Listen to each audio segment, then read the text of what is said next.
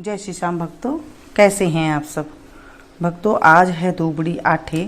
इसे कहीं कहीं पर दूबड़ी साते के नाम से भी जाना जाता है। दूबड़ी साते की हम कहानी करेंगे, दूबड़ी आठे की हम कथा करेंगे। उससे पहले पाटा बनाने की विधि मैं आपको बता देती हूँ। पहले पाटा बनता है जैसे हमने बछवारस पे बनाया था, एक पट्टे के ऊपर गाय जैसे बनाई थी हमने उस तरह से बना लें। भाद्र मास की शुक्ल पक्ष की अष्टमी को दूबड़ी आठे होती है। पहले दिन रात्रि को चने मोठ भिगो दे और अगले दिन सुबह के लिए थोड़ा सा खाना भी बनाकर रख लें। अष्टमी के दिन सवेरे पीली मट्टी भिगो दें। इसकी पूजा भी ओक द्वादश की तरह पटरा बना कर की जाती है। जैसे हमने ओक द्वादश के सामान की थाली की सामान सजा लेते हैं। पटरे पर गो बछड़े की जगह 7 बेटे बहू और 5 या 7 कुलियां व झाड़ू की सीख का दरवाजा बना लेते हैं। चने मोठ छीलते हुए पहले कहानी कह लेते हैं, फिर लोटे में दूध मिलाकर जल सूरज को देते हैं और अलग पानी लेकर चने मोठ लड्डू फल का बायना मिनस कर सासू जी को देते हैं। पानी गमले में दे देते हैं। जिस बार लड़की का आपके विवाह हुआ हो, शादी हो, उस वर्ष उद्यापन करते हैं। पहले दिन लड़की को मायके में बुलाया जाता है, आ जाती है और वो अपनी माँ का विशेष बायने में होता है साड़ी, ब्लाउज, मोठ, चने, लड्डू, पैर पड़ाई के रुपये, साथ में अपना बायना। अपने बायने में एक ढक्कन वाले भगोने में मोठ, चने, फल, मिठाई, रुपये ये होते हैं, लेकर ससुराल वापस जाती है। इस दिन लड़की को भी साड़ी, ब्लाउज व रुपया देते हैं और एक बायना प्रतिवर्ष की तरह और एक विशेष बायना निकालते हैं। उद्यापन वाले दिन पटरे पर 14 बेटे और बहू बनाते हैं।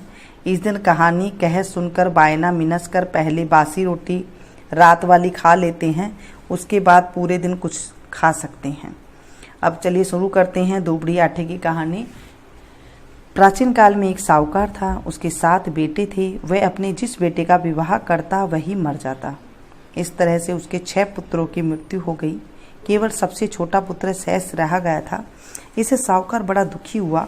कुछ समय के बाद छोटे पुत्र का विवाह की चर्चा हुई और उसका रिश्ता पक्का हो गया। विवाह की तिथि तय होने पर लड़के के विवाह में सम्मिलित होने जब लड़के की बुआ आ रही थी तो रास्ते में उसे एक बुढ़िया चक्की का आटा पीसती हुई मिली। लड़के की बुआ ने उस बुढ़िया को सारी बात बता दी। इस पर बुढ़िया बोली, वह लड़का तो घर से निकलते ही दरवाजे से दबकर मर जाएगा। अगर इससे भी बचा तो रास्ते में बारात रुकने की जगह पर पेड़ गिरने से मर जाएगा। अगर यहाँ से भी बच गया तो ससुराल में दरवाजे से गिरने से मर जाएगा। अगर यहाँ से भी बचा तो विवाह मंडप में 7वीं भांवर पर सर्प काटने से मर जाएगा। यह सुनकर लड़के की बुआ बोली, हे माता, यदि बचने का कोई उपाय है तो बताओ। बुढ़िया बोली, बचने का उपाय तो है पर कठिन है। इस पर बुआ बोली, आप बताएंगी तो उपाय भी किया ही जाएगा, आगे ईश्वर की इच्छा है पर प्रयास तो करना ही चाहिए। बुढ़िया बोली, जब लड़के की बारात विदा हो तो उसके पीठ पीछे दीवार फोड़कर निकलना, किसी वृक्ष के नीचे बारात को न रुकने देना, ससुराल में भी पीछे दरवाजे फुड़वाकर जयमाला करवाना, भांवर के समय एक कटोरी में दूध रख लेना, एक तांत का फांसा बनाकर रख लेना। जब सांप आकर दूध पी ले तो उसे फांसे में फंसाकर बांध लेना। इसके बाद सर्पिणी आएगी, वह सांप को छोड़ने के लिए कहेगी, तब उससे अपने मूर्त 6 भतीजों को मांगना। वह पहले 6 मरे हुए तुम्हारे भतीजे को जीवित कर देगी। इस बात को किसी से न कहना, क्योंकि ऐसा करने से कहने से सुनने वाले दोनों की मृत्यु हो जाएगी। इससे लड़का भी नहीं बचेगा, वह भी मर जाएगा। सारी बातें बतलाकर बुढ़िया ने अपना नाम दूबड़ी बताया और चली गई। सारी बातें सुनकर लड़के की बुआ घर आई। जब बारात जाने लगी तो लड़के की बुआ रास्ते में रोक कर खड़ी हो गई और बोली, मेरे भतीजों को दीवार फोड़कर पीछे से निकालो। ऐसा ही किया गया। लड़का सकुशल निकल गया। उसके घर से बाहर आते ही मकान के आगे से पुराना दरवाजा भर-भराकर गिर गया। यह देखकर सब कहने लगे, बुआ ने बड़ा अच्छा किया, लड़के को बचा लिया। बुआ की भी बारात के साथ जाने लगी तो सबने मना किया और कहा कि महिलाएं बारात के साथ नहीं जाती हैं, पर बुआ ने किसी की बात नहीं मानी। वह भी बारात के साथ गई। मार्ग में जब बारात के एक वृक्ष के नीचे रुकने लगी तो भुआ ने सबको रोका और लड़के को वृक्ष के नीचे न बैठाकर धूप में बैठाया। लड़के ने धूप में बैठते ही वृक्ष चरमराकर गिर गया। यह देखकर सारे बाराती भुआ की प्रशंसा करने लगे। पूरी बारात भुआ की अब तक समझदारी से प्रभावित थी, इसलिए किसी ने भी उसकी बात का विरोध नहीं किया।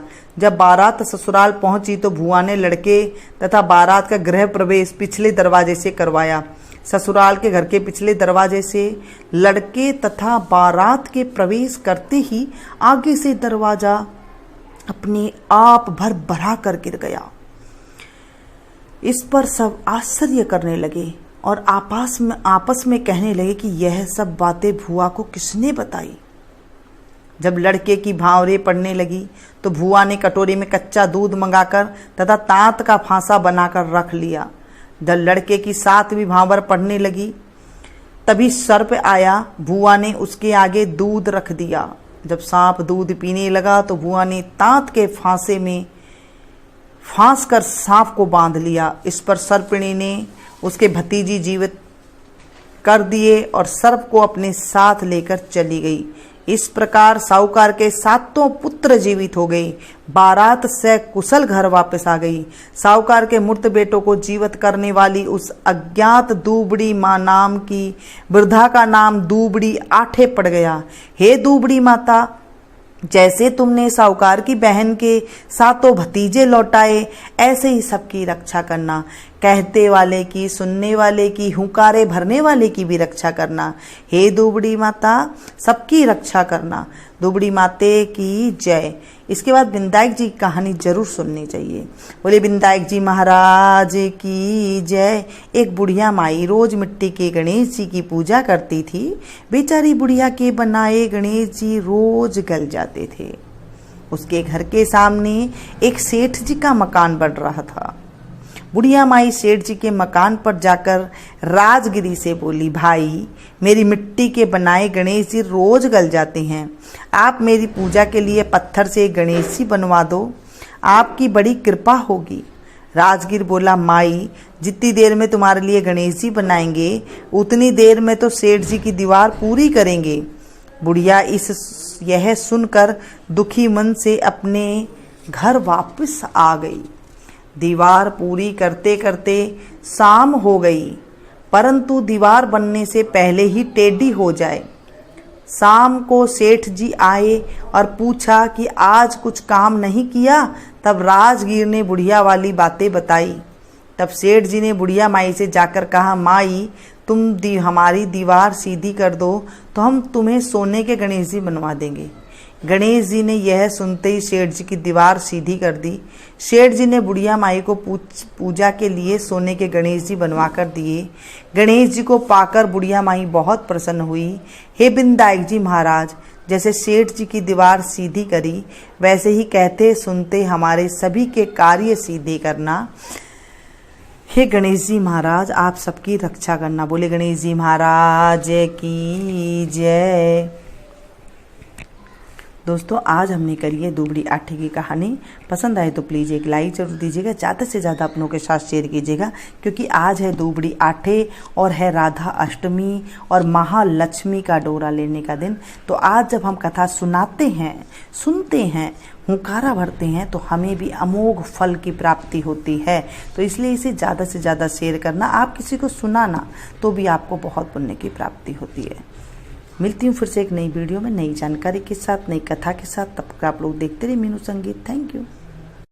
जय श्री श्याम भक्तों, कैसे हैं आप सब भक्तों। आज है दूबड़ी आठे। इसे